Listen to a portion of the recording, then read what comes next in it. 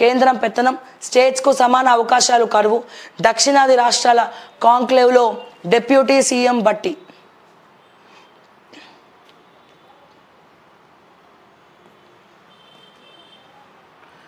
సెంట్రల్కు నివేదిక, వరద నష్టంపై కేంద్ర బృందం. ఉమ్మడి ఖమ్మం, నల్గొండ జిల్లాలోనే పర్యటన, క్షేత్రస్థాయిలో పంటల పరిశీలన, ముంపు బాధితుల వివరాల సేకరణ. ఖమ్మం, కోదాడ, హుజూర్ నగర్ నియోజకవర్గాల్లో కేంద్ర బృందం సభ్యులు గురువారం పర్యటించారు. భారీ వర్షాలతో వచ్చిన వరద ప్రవాహానికి జరిగిన నష్టాన్ని పరిశీలించారు. నాగార్జున సాగర్ కాలువ కట్టకు గండ్లు పడేందుకు కారణాలను తెలుసుకున్నారు. నష్టం నివేదికను సెంట్రల్ గవర్నమెంట్కు ఇవ్వనున్నట్టు సభ్యులు పేర్కొన్నారు. హైకోర్టు తీర్పుపై న్యాయ పోరాటం, బై ఎలక్షన్స్ అంటూ ఉవ్విలూరుతున్న కేటీఆర్కు నిరాశే. ఆర్కెపుడి గాంధీ టెక్నికల్గా బీఆర్ఎస్ సభ్యుడే, అందుకే పీఎస్సీ చైర్మన్ పదవి. కౌశిక్ రెడ్డిపై దాడితో మాకేం సంబంధం? PCC chief Mahesh Kumar Goud.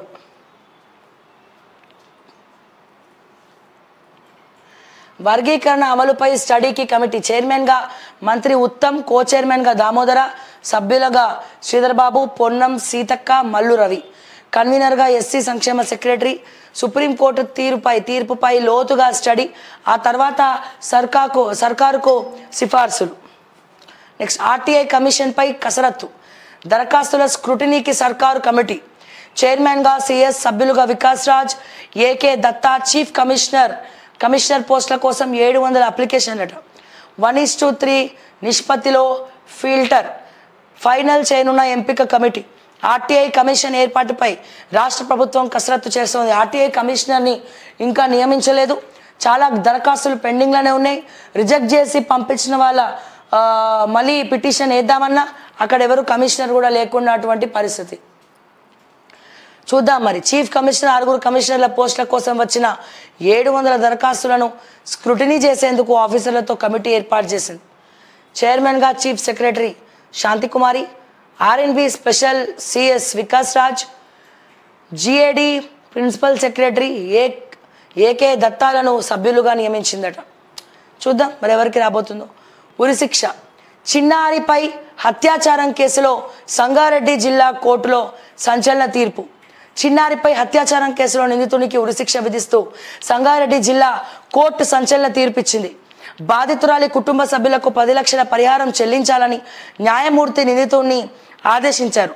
2023 October 16న జరిగిన ఈ ఘటనపై సుదీర్ఘ వాదనలు విన్న జడ్జి గురువారం ఈ తీర్పు వెలువరిచారు. 27 ఏళ్ల తర్వాత ఉమ్మడి మెదక్ జిల్లాకు చెందిన ఈ కోర్టులో మళ్లీ మరణశిక్ష విధించడం సర్వత్రా చర్చనీయాంశంగా మారింది. ఒకసారి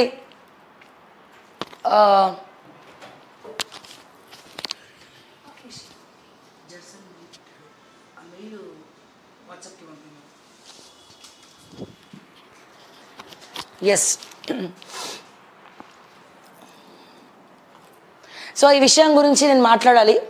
ముఖ్యంగా దీనికోసం ఫైట్ చేసింది ఎవరు కోర్టులో పిటిషన్ వేశారు, ఆ కుటుంబ సభ్యులకు అండగా ఉండి ఎవరు కోర్టులో పిటిషన్ వేశారు, ఇవన్నీ కూడా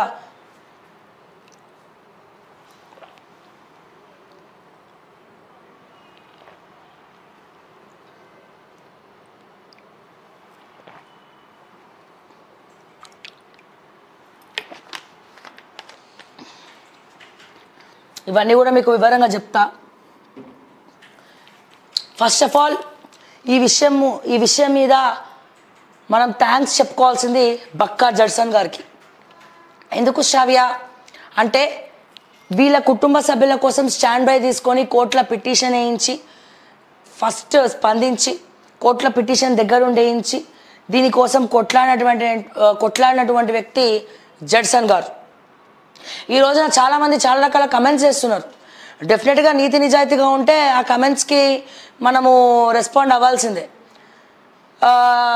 నిజంగా మాట్లాడితే కొంతమంది చూసినారు, మొన్న ఇంటర్వ్యూలో కూడా నేను చూసా కింద కమెంట్స్, అరే నీకు ఏ లీడర్ అంటే నచ్చడా జడ్సన్, ఎట్లా పడితే అట్లా పెట్టినారు. కానీ అట్లా పెట్టేటోళ్ళే నిజమైన వికలాంగులు అని చెప్పి నేను అంట. ఇప్పుడు ఈ ప్రోక్సో కేసు ఉంది.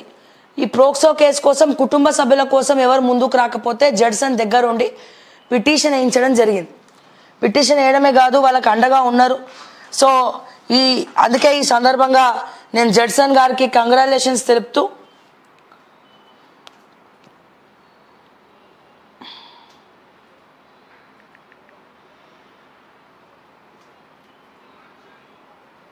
ఎస్, ఎందుకంటే నేషనల్ హ్యూమన్ రైట్స్లో కూడా ఆయన పిటిషన్ వేయడం జరిగింది దీని మీద.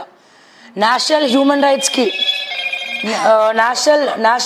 రైట్స్కి కూడా ఆయన పిటిషన్ వేయడం జరిగింది. ఓకే, ఏ రోజు వీళ్ళు ఉండేది నిజామాబాద్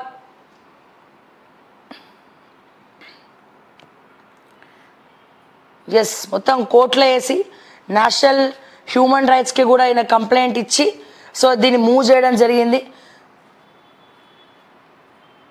ఇగోండి నేను వేసినటువంటి పిటిషన్ ఇది, ఒకసారి జూమ్ పెట్టండి.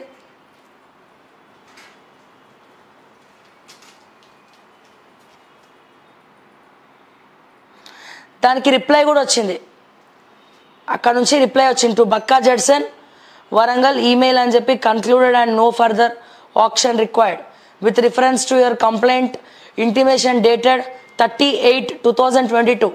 I am directed to say that the matter was considered by commission on 11/9/2024.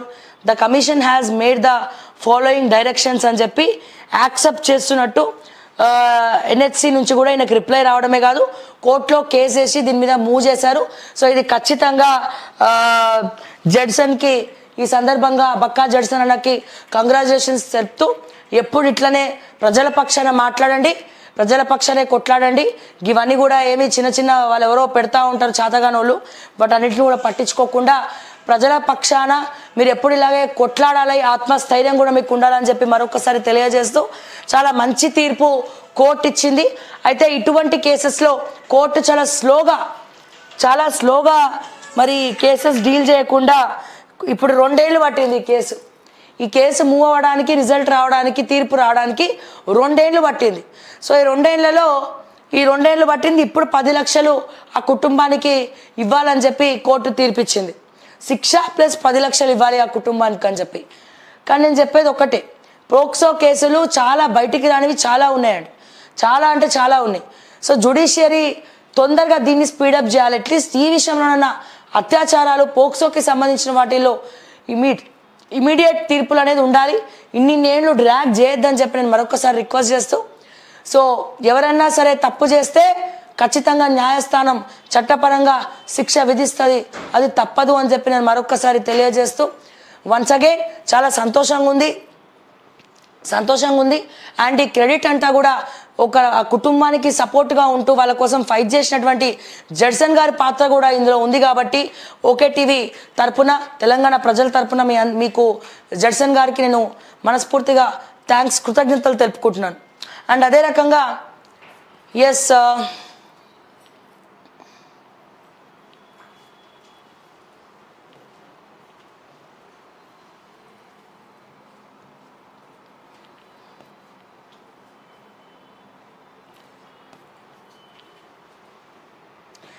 వెలుగులో కూడా అన్నివే ఉన్నాయి, కొత్త విషయాలు ఏం లేవు.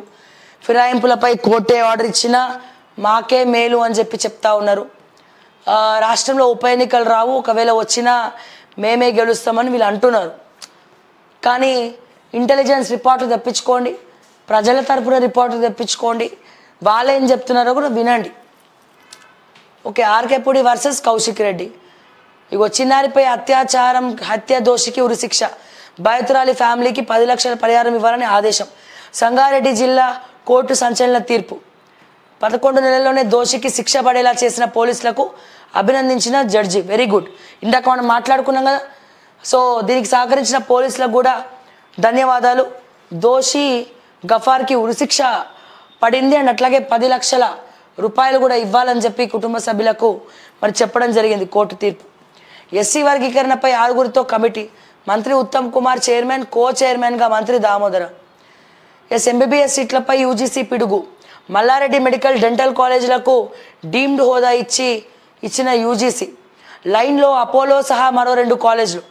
డీమ్డ్ వర్సిటీలో సీట్లని మేనేజ్మెంట్ కోటా కిందనే భర్తీ. తగ్గనున్న కన్వీనర్ కోటా రిజర్వేషన్లు, స్థానిక కోటాకు మంగళం. సొంతంగానే పరీక్షల నిర్వహణ, ఫీజులు నిర్ణయించుకునే అధికారం, మెరిట్ విద్యార్థులకు అన్యాయం జరుగుతుందన్న డాక్టర్లు. కేంద్ర సర్కార్ యూజీసీ తీరును తప్పుపడుతున్న కాలేజీ వర్సిటీ.